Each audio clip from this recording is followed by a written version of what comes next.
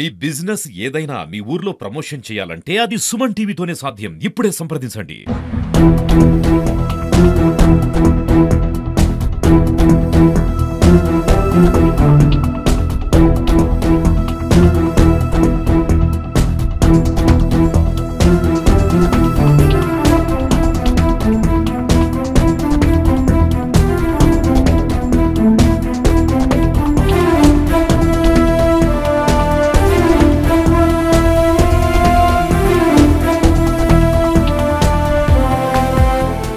Welcome to Suman TV. ప్రస్తుతం మనం మహబూబాద్లోని వాణిజ్య సముదాయ సెంటర్ అయిన మహబూబాద్ నెహ్రూ సెంటర్లో ఉన్నాము. నెహ్రూ సెంటర్ కూడా నిత్యము వేలాది మందితో రద్దీగా ఉంటుంది. నిన్న దీపావళి సందర్భంగా కూడా నిన్న నైట్ కూడా అందరు కూడా టపాకాయలు కాల్స్ ఆనందోత్సవాల మధ్య తేలియాడుతున్న సందర్భంలో మహబూబాద్ ఒక షాప్ లో మణికంఠ నెహ్రూ సెంటర్లో మణికంఠ మొబైల్ షాప్ లో విద్యుత్ షార్ట్ సర్క్యూట్ తో మొత్తం షాప్ పూర్తి మొత్తం దగ్ధం అయిపోయింది. మన ప్రస్తుతానికి షాప్ దగ్గర ఉన్నాం. ఆ షాప్ దగ్గర పరిస్థితి చూద్దాం. ఒకసారి విజువల్స్ చూసుకోవచ్చు. ఒకసారి పూర్తిగా అది తన సంబంధించినటువంటి శ్రీధర్ అనే యజమాని నైట్ దీవెల పండుగ చేసుకుందాం అని చెప్పేసి క్రాకర్స్ కొని ఇంట్లో పిల్లలు ఎక్కించేసి వచ్చి షాప్ బంద్ చేసి తన ఆ రోజు నిన్న దీపావళి కాబట్టి ఇక్కడ పూజా కార్యక్రమాలు చేసుకుని వాళ్ళు షాప్ బంద్ చేసి హ్యాపీగా ఇంటికి వెళ్ళిపోయి పిల్లలతోని ఆనంద మధ్య తేలిన సందర్భంలో ఒకేసారిగా షాప్ లో వచ్చి దట్టమైన పొగలు వచ్చాయని చెప్పేసి కూడా స్థానికులు అతనికి ఫోన్ చేయడంతో ఎమ్మటే పిల్లలతోని దీపావళి పండుగ జరుపుకుంటున్న నేపథ్యంలో హుటాహుటిన అతను ఇక్కడికి చేరుకునేసరికి అప్పటికే జరిగిన నష్టం మొత్తం జరిగిపోయింది. అసలు ఏంటి పరిస్థితి చూసుకోవచ్చు. విజువల్స్ మొత్తం పూర్తిగా షార్ట్ సర్క్యూట్ తో పూర్తిగా దగ్ధమై సుమారు 10 లక్షల వరకు నుంచి 15 లక్షల వరకు కూడా నష్టం వచ్చింది చెప్తున్నారు. ఎందుకంటే దీవాళి పండుగ వచ్చింది. దీవాళి పండుగ ప్రత్యేకమైన ఆఫర్లు ఉంటాయి. మొబైల్స్ ఎక్కువగా మొబైల్ షాప్ లో యజమానులు పట్టుకుని మొబైల్స్ రకరకాల మొబైల్స్ తీసుకుంటారు. ఒక ఫోన్ మాత్రం సుమారు ₹1,00,000 వరకు ఉంటుంది. అట్లా ఫర్నిచర్ తో పాటు కొత్త ఆఫర్లు ప్రకటించినటువంటి మొబైల్ షాప్ యజమానులు కూడా నిన్న దీవాళి పండుగ అందరికి కన్నీరే మిగిల్చింది. అయితే ప్రస్తుతానికి అయితే ఉన్నటువంటి రెవెన్యూ వచ్చి కూడా ఇక్కడ పూర్తిగా పంచడం ఇస్తే మళ్ళీ అడిగి తెలుసుకుని నమస్తే ఎట్లా పరిస్థితి ఏ విధంగా దగ్ధమైంది, ఎంత నష్టపోయారు? మేమైతే నష్టం అంచనా వేసేసి ఇక్కడ లోకల్ వాళ్ళని తెలుసుకొని అంచనా అయితే వివరాలు రాసుకొని వెళ్తున్నాం. ప్రస్తుతానికి అయితే ఎంతవరకు పూర్తి నష్టపోవచ్చు? ఎంతవరకు అంటే దానికి లెక్క ఉంటుంది. దాని ప్రకారంగా కలెక్టర్ ఆఫీస్ నుండి వాళ్ళు తీసుకుంటారు. అంటే మొబైల్ షాప్ కదా, అన్ని యాక్సెసరీస్ వేరే ఎలక్ట్రానిక్ వస్తువులు ఉంటాయి. ప్రతి ఒక్క చిన్న వస్తువు కూడా వేలలతో కూడుకుంటుంది. ఫర్నిచర్ కూడా లక్షల్లో ఉంటుంది. అన్ని అంచనా బేర్ చేసుకుంటారు. సుమారు ఎంతవరకు 10 నుంచి 15 లక్షలు అంటున్నారు అంతా వాళ్ళు చెప్తున్నారు. దాన్ని బట్టి మేము కూడా ఎంక్వైరీ చేసాము. దాన్ని బట్టి మేము రాసి పంపిస్తాం. వాళ్ళు రెవెన్యూ ఆఫీస్ అధికారులతో రెవెన్యూ అధికారులు వచ్చేది ఇక్కడ పంచనామా చేసి 10 నుంచి 15 లక్షల వరకు అయితే సుమారు నష్టపోయాయని చెప్పేసి వాళ్ళు పంచనామా చేస్తున్నారు. చూద్దాం. చూడండి ఒకసారి మొత్తం పూర్తిగా దగ్ధమయ్యి మన కింద విజువల్స్ మొత్తం చూసుకోవచ్చు. ప్రతి వస్తువు కూడా ఎలక్ట్రానిక్స్ గురించి ఒక చిన్న వస్తువు కూడా లక్షల్లో ఉంటుంది. ఒక మొబైల్ ఫోన్ కూడా ₹1,00,000 ఉంటుంది. పూర్తిగా దసరా వాళ్ళ దీపావళి సంబరం కూడా లేకుండా వాళ్ళు చేసింది. పూర్తిగా మీకు ఇంకో విషయం చెప్పబోతున్నాను. మెయిన్గా ఇది మాత్రం దీన్ని మాత్రం ఒకళ్ళు గట్టిగా వినబడిన పరిస్థితి ఉంది. భయభ్రాంతికి గురవుతున్న పరిస్థితి ఉంది. అమావాస్య వచ్చిందంటే ఈ కుటుంబంలో మాత్రం ఒకటి జరగబోతుంది. గత 2 నెలల క్రితం కూడా అమావాస్య రోజునే కూడా షాప్ ముందు కింద ఉన్నటువంటి కూడా వాళ్ళు నిమ్మకాయలు పెట్టి కొన్ని పూజలు చేశారని తెలుస్తుంది. అమావాస్య రోజు జరిగిన ఆ కార్యక్రమంలో కూడా వీళ్ళు పూర్తిగా కూడా నష్టపోయారని తెలుస్తుంది. ఇంకో మరుసటి రోజు కూడా ఎవరైతే అమావాస్య రోజు అక్కడ పూజలు చేసిన కింద కూడా పిల్లారి ఎవరైతే అక్కడ కూర్చున్నారో తను కూడా ఒక ప్రమాదం నుంచి చావచ్చు దాకా వెళ్ళి వచ్చాడు. నిన్న కూడా అమావాస్య రోజు దీపావళి అమావాస్య రోజు కూడా ఈ కార్యక్రమం ఇవన్నీ జరగడంతో మాత్రం అమావాస్య వస్తే మరి కుటుంబంలో ఒక భయభ్రాంతి అనేది గుర్తున్న పరిస్థితి. ఎందుకంటే ఏం జరుగుతుంది, మరి కావాలని చేస్తున్నారా?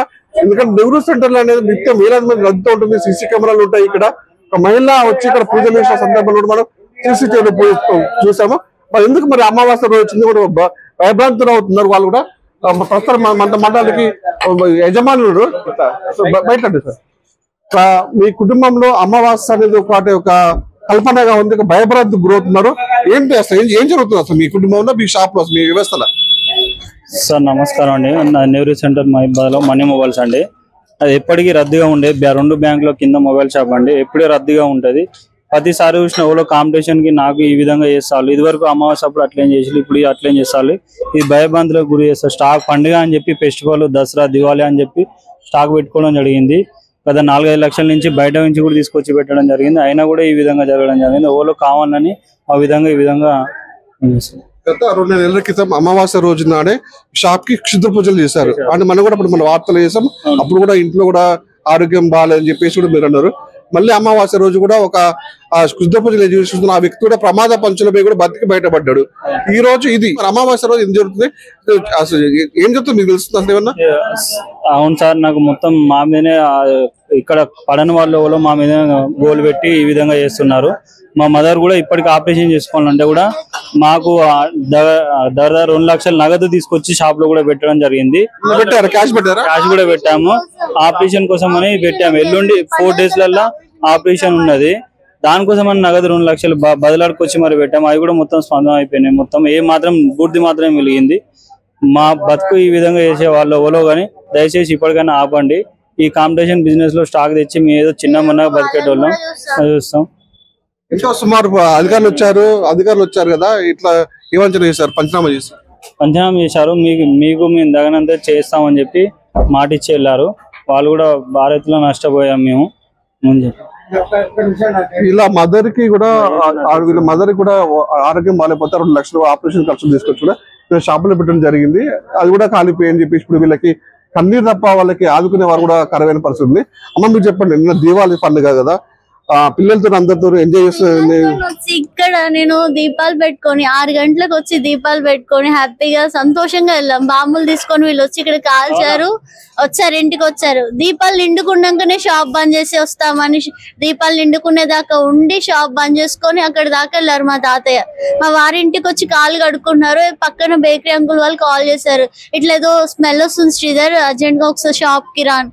వచ్చేసరికి షార్ట్ సర్క్యూట్ అయింది, తీయలేని పరిస్థితి. షటర్ ముట్టుకోలేము, లేపలేము. ఫైర్ ఇంజన్ వచ్చి ఎక్కడో ఆగింది. మొత్తం వెహికల్స్, జనాలు. 10 నిమిషాల దాకా ఏం అర్థం కాలేదు. షటర్ లేపితే కళ్ళ ముందు జీవితం అంతా ఆగమవుతుంది. గత 2 నెలల నుంచి 2 నెలలు కాదు, 6 నెలల నుంచి చూస్తున్నాను. అసలు ఫ్యామిలీలో ఎవరు పగబట్టిరో ఎవరేం చేస్తారో తెలియదు. దేవుడు వాళ్ళకి అంతకంతకు చూపిస్తాడు. వాళ్ళు అనుకుంటున్నారు మరి మీ కుటుంబం ఎందుకు ఇంత కక్ష అనొచ్చా? ఏంది పూజలు అంటున్నారు? ఇప్పుడు ఒకడు తినే పళ్ళెంలో మనం మట్టి కొట్టి మనం సంతోషపడితే దేవుడు చూస్తూనే ఉంటాడు. అదేంటో గాని మా షాప్ లోకి వచ్చి మా కింద చేసుకొని మంచిగా ఎదిగిన వాళ్ళు ఉన్నారు. వాళ్ళ జోలికి మేము పోలే. కానీ మేము ఒకరిని నిందించట్లేదు, అట్లా అనట్లేదు. కానీ చూస్తాడు దేవుడు, ఖచ్చితంగా చూస్తాడు. నా ఇంటికి వచ్చి నా చేతికి నా తిండి తిని బయటకు వెళ్ళి బతికి చాలా మంది మంచిగా సంతోషంగా ఉంటాం. కానీ నాకు అనుమానం ఉంది. అట్లని వాళ్ళ నిందలేయని ఏం చేయను, ప్రూఫ్ తోనే బయటకు వస్తా. మీరు చెప్పండి, మీరు చూస్తున్నారు వీళ్ళు గతంలో నుంచి కూడా వీళ్ళు ఏ విధంగా ఉన్నారు, గత 6 నుంచి ఇబ్బంది పడుతున్నారట. మీకు పరిచయస్తుంది. మరి అమావాస్య రోజు ఈ విధంగా జరుగుతుంది పూజలని మీకు తెలుసు. గతంలో ఒక మాజీ ప్రజాప్రతినిధి కూడా చావంచుల దగ్గర పోయి ఇచ్చిండు.